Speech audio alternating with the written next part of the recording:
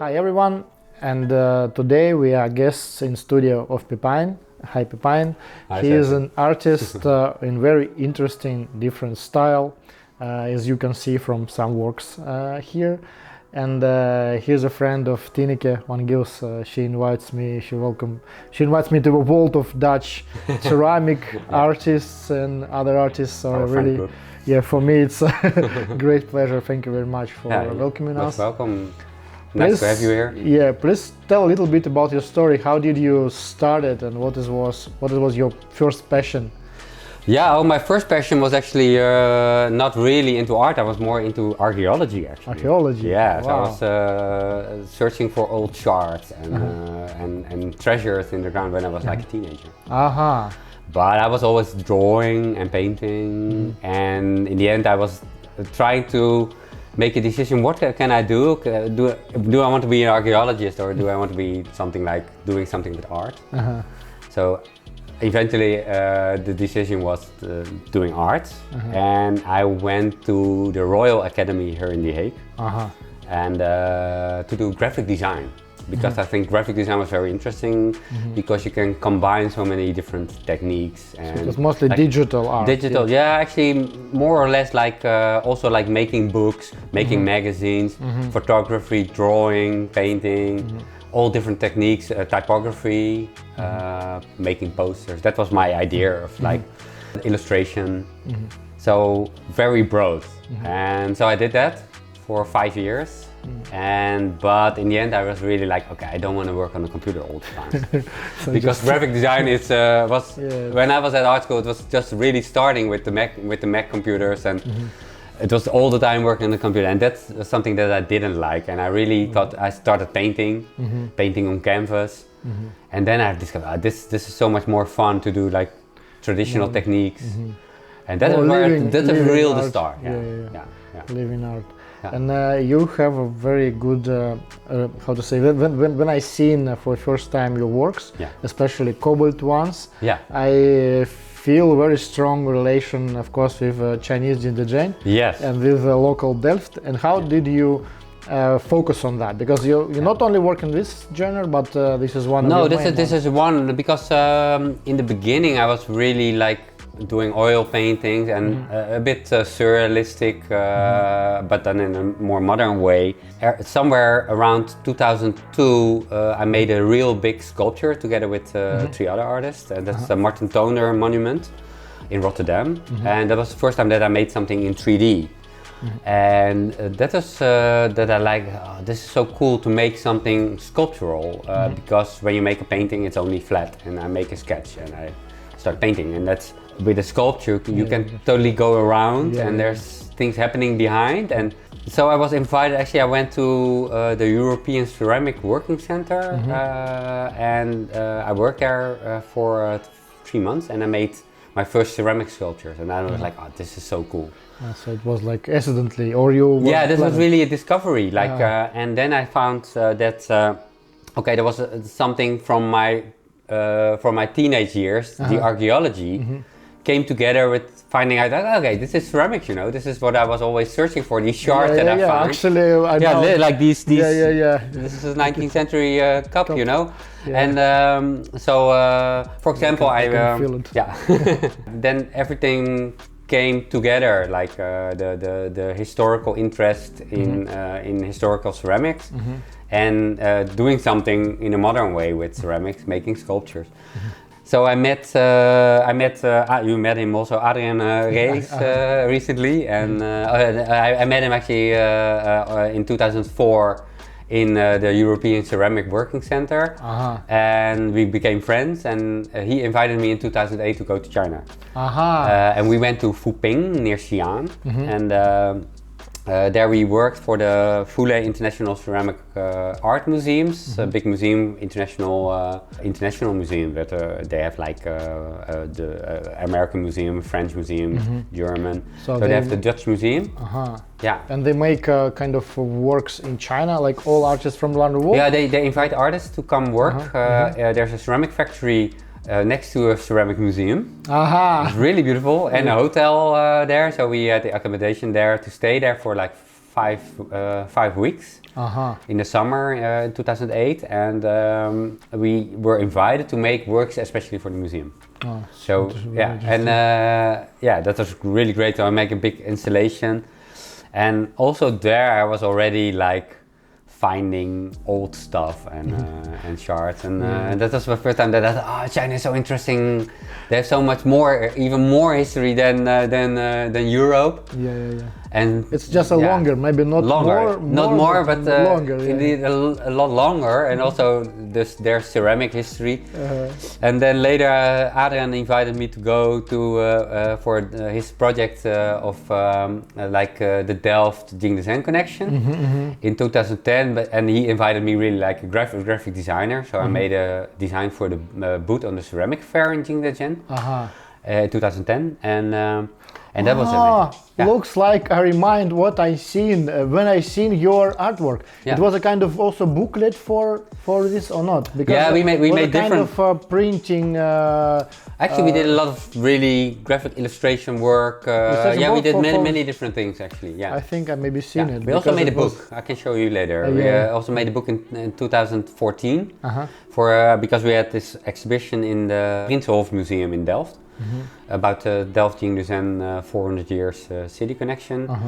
We made, Adrian made this exhibition also in the Imperial Porcelain Museum, where all that's the museum in Jingdezhen, where they, on the location where the imperial kilns were, where they were making everything for the emperor. There was a very big outside. And with excavations and where they had all some kilns were even burned sometimes. Invite some celebrities. It was there. Right. It's a beautiful place. Yeah, that's so interesting. It's like a big park. That's right. And they make a new museum now there. Wow. So that's really, they make new buildings there. And this exhibition we also made in Dongguan. But that was so interesting because, in 2010 was my first time going to Jingdezhen, and the great thing is that I was just walking at some spots where there was like some digging, and I found shards. Wow. And you had a big shard market where you can buy antiques, but you can just buy shards. Yeah, it's great. You know, that's so great. So I actually like almost smuggled Chinese shards from Jingdezhen in my suitcase to Holland, and I always passed customs, but cut it. cut this part. Okay, I think it's no, never it's anything. Not a treasure if it's like a small piece of. It's really everything was broken. I never took something really valuable because it's like big. It will be. It's impossible to find. But no, and I really thought like, okay, this is so interesting, and the way, you know, sometimes how it's painted, you know, and then you have a shard that is like I think it's a connection. 600 years old. If you was interested in the beginning archaeology, of course you've seen some old cobalt glaze. So it's just you still remember it in some. Yeah, but that's really the thing that I was like 14 years old, and then I found some kind of trash pit from a rich, wealthy family in a small town where I was living. And I found Chinese porcelain, really nice 18th century Chinese, they were really rich, so they had teacups. Wow, great. And they were so beautifully painted, and I found quite a lot. I was so fascinated by the fact that this was like Chinese porcelain just coming from China in the 18th century. So I was always, I always had this connection and interest in Chinese porcelain from then. And then ending up in Jingdezhen, where it was really actually made like 20, 30 years later, you know. So maybe you was very inspired as a first time. That's already like this. So I was always interested in Chinese painting and also Japanese painting and print work, and so that's something that was in my work already for a long time. So now I really enjoy painting on these works. That's something that I really like to do. What's now is your, how to say, looks like you still didn't focus on something. You try to also be pretty wide in what you do. I think I don't want to limit myself to one specific thing, like only sculpture or only draw. That's just not satisfying me. I really have to do the different things because I really enjoy painting on the ceramics. But at a certain moment, I thought like, but I have so many small stories or ideas that are not fit on only the ceramics. So I thought, okay, it really, and the way of painting on the ceramics and then on the porcelain is almost like a watercolor drawing, maybe an ink drawing. It's also a bit related to the Chinese way of drawing. So I started making drawings on paper in like acrylic ink. Acrylic ink is more interested, I think, than working in watercolor because it's also more preserved. So the colors are better preserved for longer time. So that's also something you should consider maybe for later. And the way of painting is similar to when I paint on the big paper. It's similar to the way I paint on the ceramics. Yeah, like your details. And like also the drawing here. That's something I really enjoy with I usually really work with Chinese brushes actually, so you can really finely... I also like that you combine not only different techniques but also different genres, can I say, that there are some traditional parts which can be not similar but inspired by Chinese traditional Chinese characters or ornaments, but there are also European or antique ornaments. I'm generally interested in history and art history, and that's really like, I'm also interested in modern, really contemporary art. So I'm really broadly interested in different styles. But I get my inspiration from like this one was inspired by Indian miniatures that they made for the Mughal emperors. They make these lovely I just books. recognize this. A little bit Indian, but for that one, the dodo and the man, it's little bit looks like Iranian, this sophistic miniatures. I love it. I have one, only one, but it's way old. I was lucky to find it also here. Netherlands is a great discovery. Yeah, there's so many different from different cultures. I'm also interested in like the way Islamic sophistic art. I don't know how it was a specific name, but I forgot how it's called. There is a it's miniatures. In the Middle East, there's a lot of like really beautifully made books like with a lot of details. Very small details. It's a bit like similar like the illuminated medieval books from Europe. They were made by monks and they were really detailed with all the beautiful like borders and that's similar to the Indian. And this was actually based on a drawing Jahangir, that was a Mughal emperor in the 17th century, and he was interested in Western art really, and also in perspective and in science. And he was really looking to the West, and also so he made books. Also, like he had painters that he asked to paint in a sort of a European way. So there were connections also with Venice, and so he was really interested. And but the fun thing is that he was in general interested in, for example, in like nature, in birds. And I'm interested in the dodo, and the dodo of course is extinct, but he had 2 live dodos in his personal bird collection. Wow. So he had a park with birds, and he had 2 live dodos, and he got them from Portuguese.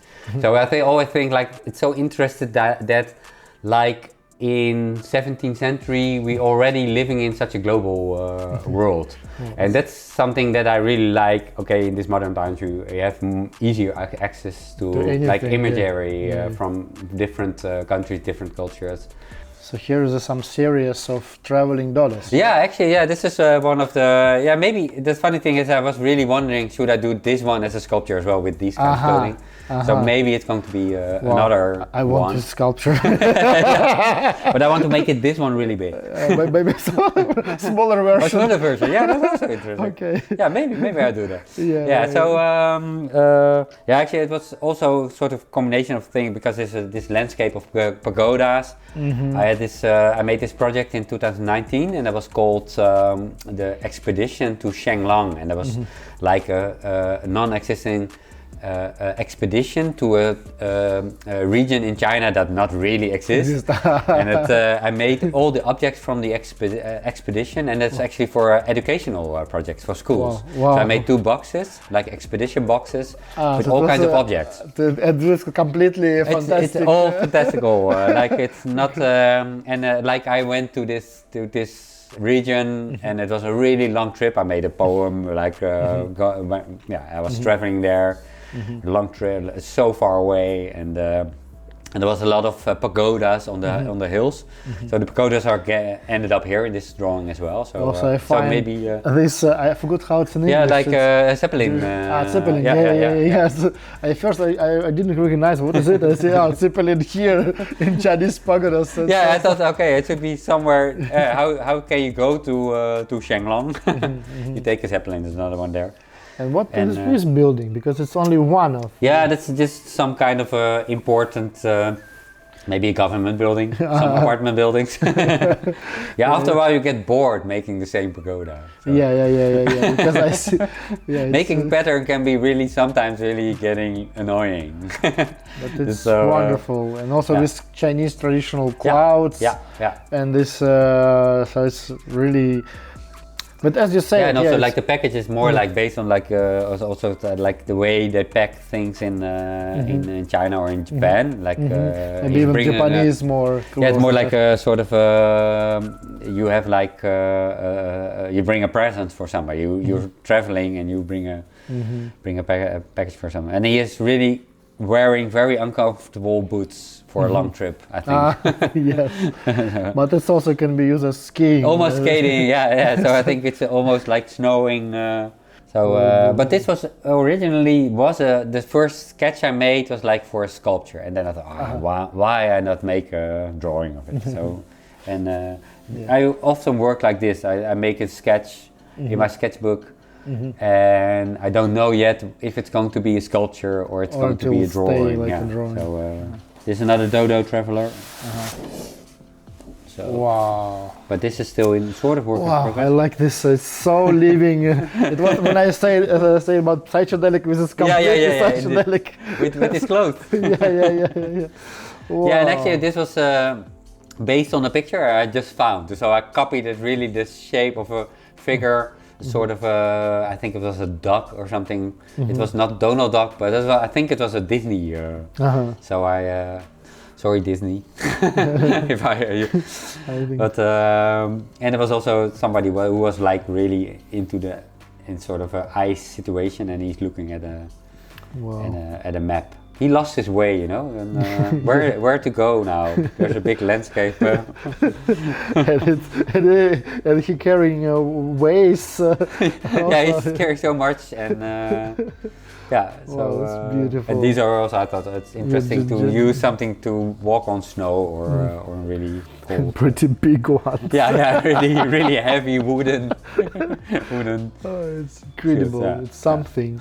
And also I like that. It's a completely Chinese style. But there's some uncommon thing like mammoth. Sometimes I think. But usually those backgrounds, I just think, okay, what can I add extra? And for example, this guy here and the woman here, they were from a Japanese book I bought. I bought a book from the 1830s from Japan, real woodblock, and they were really lovely drawings. 1830s, yeah. So, but they were mass-produced. It's so amazing, and so it's so amazing because it's really detailed wood carving. I can show you later. Wow! So it was really fascinating, and the illustration style. So I use. Okay, I make it into my own style, but I use it as a sort of a reference. And sometimes I think, okay, there's a new story. Why he's reading a book? I have no idea actually. So then that's interesting. It's also a teapot, and or maybe this is even like a cooking hot pot or something. But with sticking out. Maybe this is incense. Could also be. So there's this one I got. Maybe I think I just. No, I came up with it myself, I think, but I'm not sure. Yeah. Incredible.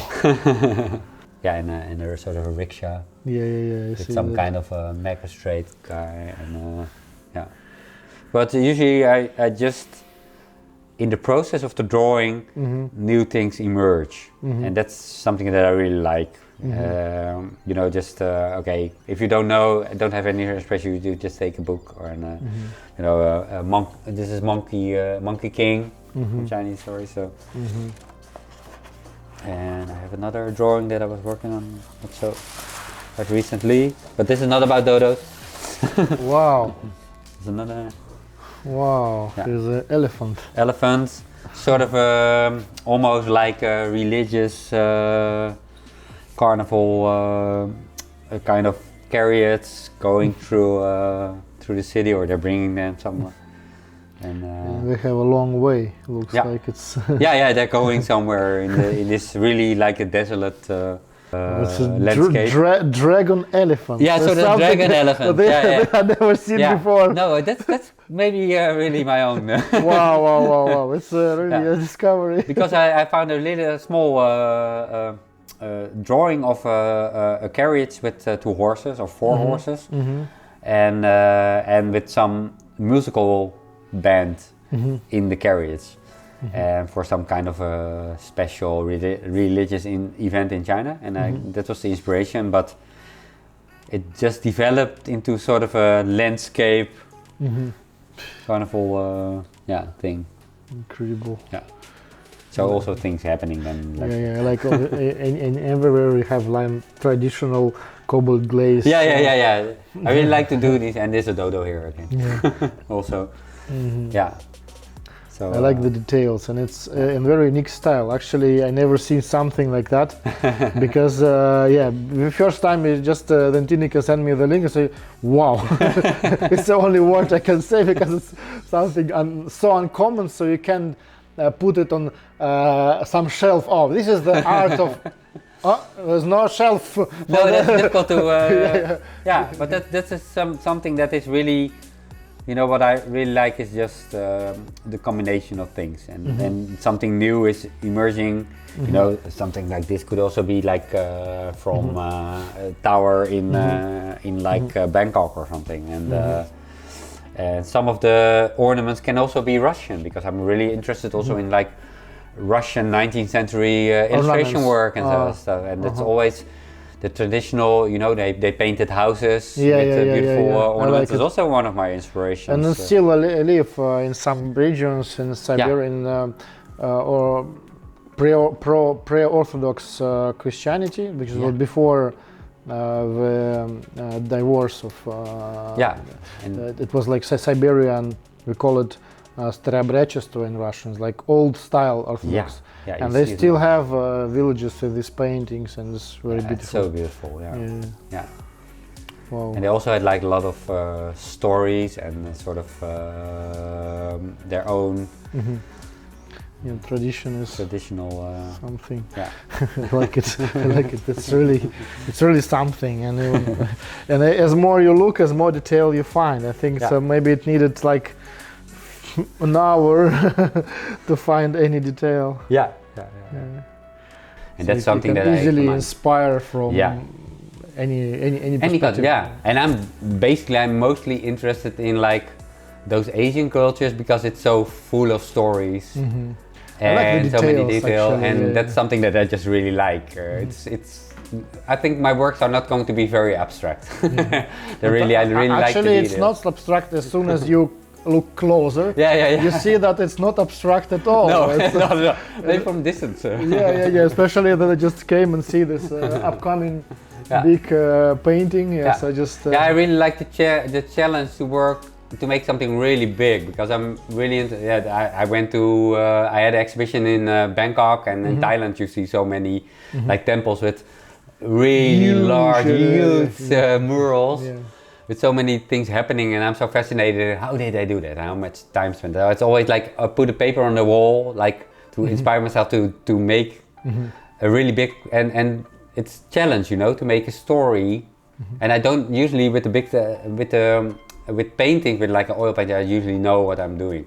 But with the drawings on paper, I just start somewhere.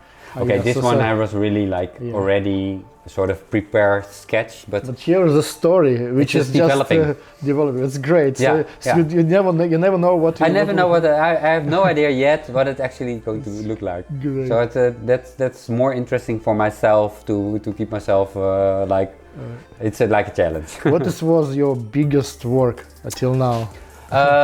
In size, you mean? Yes, because actually the sculpture I told you, that's like the Martin Toner monument, but it was a monument in favor of the Dutch comic writer Martin Toner, and that is I think 7 meter 50 or something. It's not ceramics; it's in bronze and concrete, and that was really great. But it was my first. No, we were with 4 people. But it was really limited time for such a big sculpture. I think we had like half a year to make everything. Fast. Yeah, pretty fast, and everything like working clay and we made it in bronze and concrete, like terrazzo. That's like some really beautiful like concrete structure and. Yeah, that was quite a challenge. But it was the first time really making something big in sculpture, because before I only made smaller. Yeah. Some of my colleagues already had more experience with making ceramics. And but what as we talk about big, you ask, is I talking about the size? But did you think about not the size, but as or your favorite work or your favorite sculpture, what it was? For myself, my own work, or from somebody else. Your own. My own work. Ooh, that's difficult. Yeah, I still think that I done the things I've done in China, because that's the whole environment and the spirit working there. So I made these big vases in 2010. Already one vase that's in the collection of Museum Prinsenhof, and I made. Several vases in 2018 and 19 in Jingdezhen, 3 meter high, and that was really fascinating to work in a small studio, making these vases and with really skilled people working together, and no other Western people, they're only talking Chinese. So I always had to call a friend if there was a problem to translate. So it wasn't very meditative. That was really meditative, and it was lovely because only focused on the work. Yeah, only focused on the work, but it was lovely because I had like the lunch together with the other people working there, and it was such a great environment, lovely food.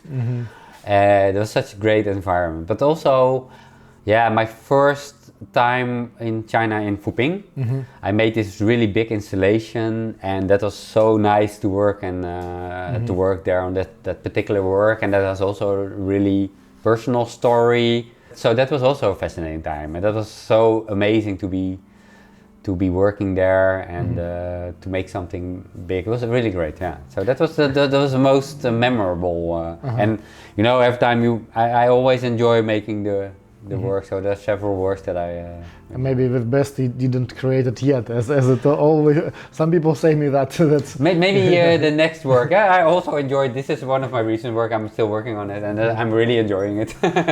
Making I'm working on this series for a new solo exhibition, and it's really about the dodo still alive, and he's still traveling all over the world and searching for a new place to live, and now he's really like in the cold standing, he's traveling, and maybe he's ended up somewhere in a really cold place. And what's about dodos? Why you became so in big connection with? Yeah, it's so interesting that dodo only lives through us, through culture. He lives on because of culture, and we were the reason that the dodo actually got extinct, humans. Yeah, and actually the Dutch really were responsible, because they came to Mauritius and they brought I think they brought rats on the boats, and they were eating the eggs, and maybe even cats. Not sure. Yeah, so gradually in the 17th century, course of the 17th century, they got extinct, they think. And they're not really sure. I think it's been so often, for example, in popular culture, like Alice in Wonderland, there's Dodo. And so that made him more famous, because in the story of Alice in Wonderland, he also suddenly is alive still. So that's interesting to we keep him alive. And dodo is really round, almost like a turkey shape. So, but I make him different. Only his face is still dodo.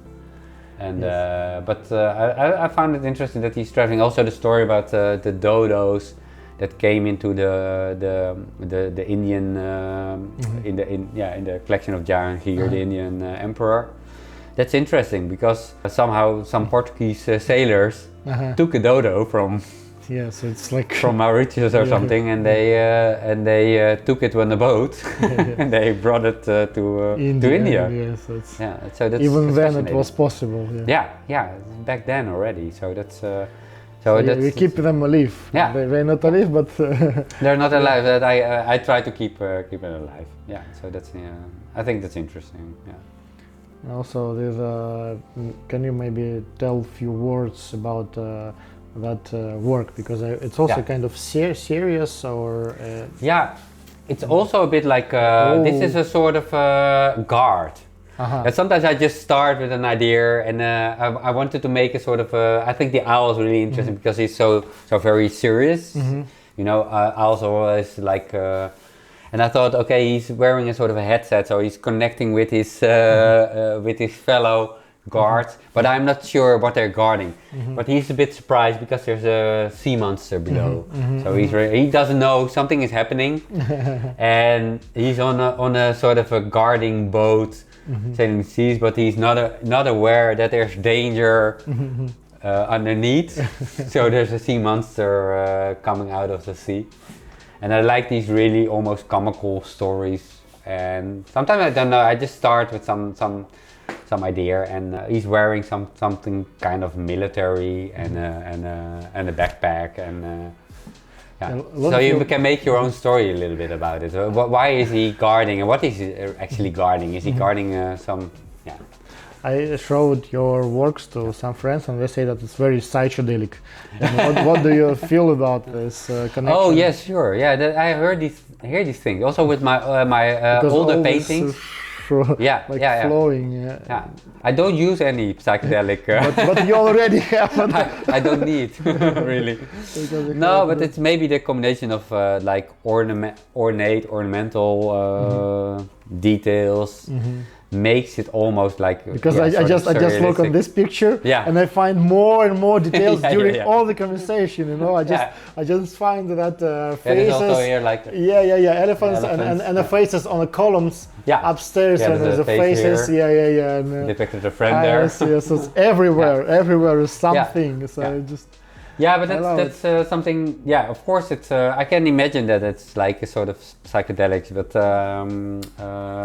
I think it's a nice. Combination of things, and it's just almost like a style. And I it's always like, okay, I get it from somewhere. You know, you see up there, you see like sort of clouds. They're inspired by Chinese clouds, like lucky clouds. Yeah.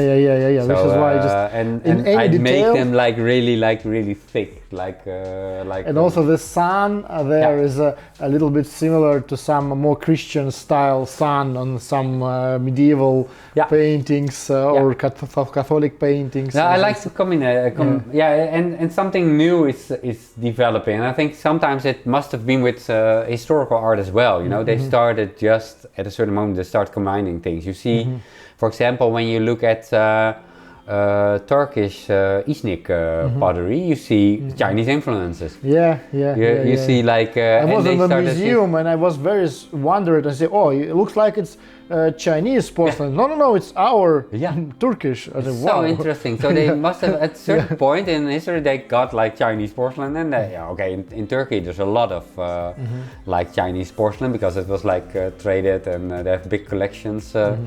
But you can really see that it has had a lot of influence. But I think also, you can see it in the Delft where that they started imitating 17th century export porcelain from China, but they start doing something new with it. So, okay, I get this inspiration from China. It's never really typically Chinese. And when I paint a dragon, it reminds of a Chinese dragon, but it's never exactly Chinese. A Chinese dragon. It's still strange. It's the same like in Japan. They got influenced also by China, and they start doing something new with it, and it's so interesting that there's always been like cultural exchange and new stories developing in this way. One very philosophical question, but I like to ask it. What's for your perspective is a purpose of art? Of your art or art in total? For what? Because I don't know that. You know, I just think it's good to have people. That's the most difficult question. I'm not sure if I can. I'm the person to answer. No, I think still it's the most important thing for me is that people are really also getting inspired by my work or something, that I can give something to other people and to get them inspired again, or to have a different view on life. Okay, so here's one of your big objects. Big how objects, we can call yes, it. yes. This is one of my whole series actually. It's a whooping bird, I call it, and because the first ones I made of this series I made in Puping in China in 2008. But they didn't really come out of the kiln very well, so I kept them. I left them there. And when I came back, I started making a new one and made a mold for it, a plaster mold. So I think I made already like 10 of these. And usually, actually, this one is quite unusual because it has real eyes. Usually, it's like a real black eye, like a bird eye. And now I made sort of real, almost human eyes. So that's the reason. It's interesting because I think I started because when I went to China, I made a painting before, and that was called Bluebirds Trees of Gold. And I painted a sort of a golden tree with all kinds of these kind of birds inside of the tree.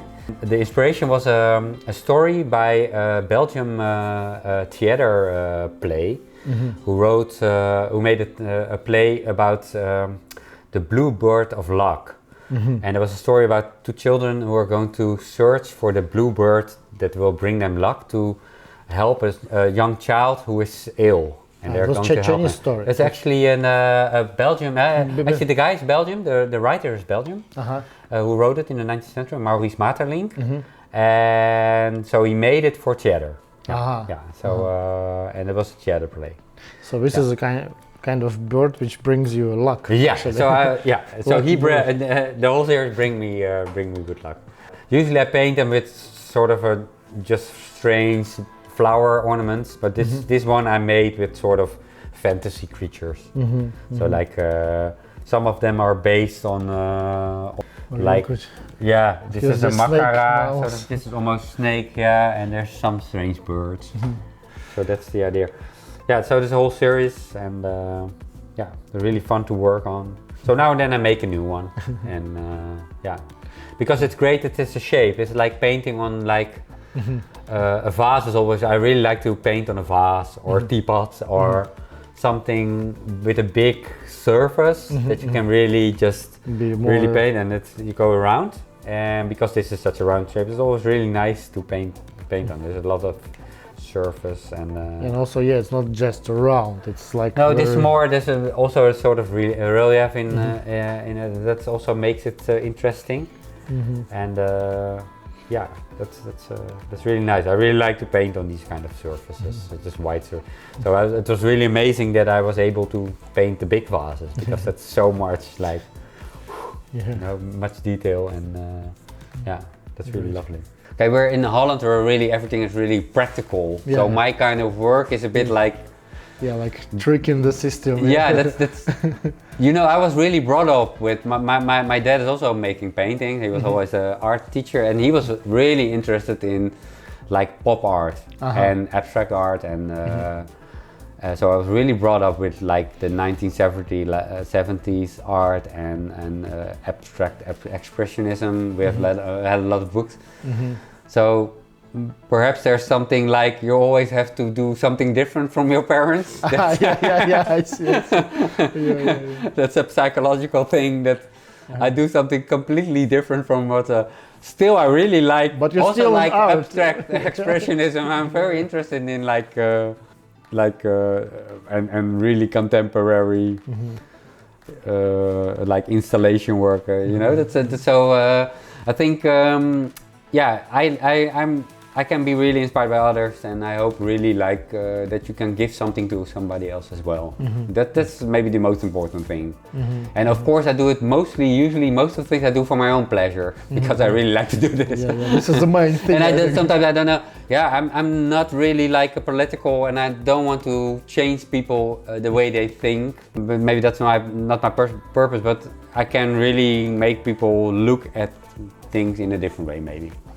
So they can just a little bit switch. Or make them curious. Curious about because what I found most important that you in every part of your life that you stay curious. So curious in different cultures. Okay, we are really in these, even now in COVID time, we're going to look really tunnel vision again, and all the countries are really sort of closing down. You see it in America, you see it in China. All the countries are a little bit closing down again, and I think then we have to be careful not to get too limited thinking or too much and go too nationalistic. And so I think it's so nice that we have like these connections with different countries. Okay, I have a connection with Russia now. That's great. So keep this kind of interest in things, in different cultures, and do something with it for yourself, or take something out of different cultures, different religions, that you can make use of yourself. So that's I think very interesting. Actually, you answered very interesting to the question, because why asking, maybe it's a very stupid sound for people who in art who live in that. But sometimes for people who actually not very interested in art, not very interested in music, and they okay with this tunnel vision. And I always time want to explain them that there is something else. Just have a look. Maybe this is not your cup of tea, but maybe that is your cup of tea. So just it can be difficult to people, because sometimes I think, okay, when I do something that is, you can see the response. Sometimes I do something that I think, okay, for me it's maybe not so interesting, because it's really related to, for example, when I making workshop, doing something with Delftware, and people are really looking at traditional Delftware. Maybe it's not the most interesting thing for myself, but I see somehow people are getting really interested because it's so recognizable, and that's usually for a broader group of people interested. They like beautiful things, so they like ornaments, they like flower painting. So that's a connection that I sometimes get with people who are maybe not so interested in art in general, but they still like beautiful things. But you find the trigger for them. So that's why I also find the trigger for them. So that can be, I think that can be interesting. So to also reach other people that you usually, the most of my friends are interested in art. And they visit a lot of exhibitions, and they know a lot, and they also show me works. Sometimes, I'm always being interested in historical art, so I don't know too much about really the contemporary art, but I have a few friends that are really like showing me, I think, oh, this is happening now, and this is the younger generation doing, and this is now in the museum. So I didn't used to visit galleries that often. I didn't look at contemporary things. I'm doing that more often. So I think that's good also to get inspired or know what's happening at this moment in art. You're also teaching your students here, and what you can say, maybe in a few words, what your recommendation for a beginning artist? Oh, that's also how to be productive or successful or whatever. What do you think is more important for artists?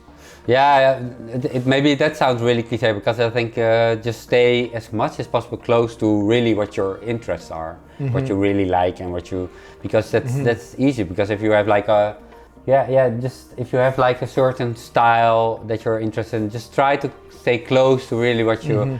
But the most important thing that I always tell my students is really still look around. Look what is happening. All the time. Didn't be a tunnel vision. No, So try to open your mind and see what's happening, and but still try to stay close to what you. If you have a certain subject, just do something with it, or try to expand that thing. So, but I really give my students usually a lot of freedom. So they have an idea and they come to me and they say, oh, I want to do this. And I was like, oh, just give it a try. Some of my students, for example, I don't have much experience for like realistic portraiture. Some of my students are making really realistic portraits, and some of the students didn't have any experience and they wanted to do a portrait. That's the first thing, and I said, okay, just do it, just try, give it a try. And of course I have like at art school I had like model drawing traditionally, but I never really did like much facial sculpture. But I know the general basics, and but I think that's so interesting. Just give it a try. Make yourself like take this challenge, you know. If you want something really difficult, just start doing it, you know. Okay, trial and error. Just something it can go wrong. Okay, sometimes things go wrong, and but that's a good experience. I think it's one. Clay is really difficult, so I teach sculpture, so sometimes things go wrong. Maybe one of the most important thing is being okay with the wrong. Because it's sometimes frustrating, especially with those who are very idealistic at some point. But that can be really difficult, and actually working with ceramics, you know, it's different from paint. It's with ceramics so many different things. It can go wrong at the end. You work for months on one work, and something goes wrong in the end, and everything's destroyed. I also had like one time something exploding in the kiln in China, and that's really frustrating. But it can be also a piece of art. Just take the kiln. Like something totally melted. But that must have been, you know. Okay, when you see the big kilns in China in Jingzhen, and you see sometimes you find shards. I found shards there, but they were like mostly shards from something that went wrong in the kiln. So all stacks of cups melt together. So you have to realize that these kilns were big, and they collected all these work from different workshops, and they put it in the kiln, and they fired for a long time, and something went wrong. So they had like a production of weeks. Hundreds of people just lose. And they lose money, and they lose all their work that they were making for weeks, maybe or months. I don't know. So they must have been very frustrated, and because they didn't have any computers to regulate the kiln temperatures, and they had to do everything by looking at the flame. This is the color a little. This is good. So this is good. So and maybe somebody drank too much rice wine and they fell asleep next to the kiln, and the kiln suddenly got too high temperature. But now we have these beautiful pieces because of that. That's really. So now we have these really interesting. So maybe your works the same will be, which is what successfully was broken. Later on, it will be even more valuable.